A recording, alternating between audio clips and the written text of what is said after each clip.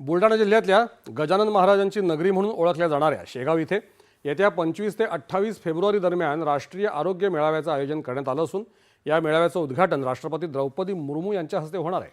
या पार्श्वभूमीवर आज शेगावमध्ये आयुष क्षेत्रात काम करणाऱ्या अधिकाऱ्यांची बैठक झाली। या मेळाव्यात सर्वसामान्य नागरिकांना मोफत आयुष उपचार आणि आरोग्यविषयक माहिती दिली जाणार असून या मेळाव्याचा लाभ सर्वांनी घ्यावा असं आवाहन केंद्रीय आयुष मंत्री प्रतापराव जाधव यांनी यावेळी केलं।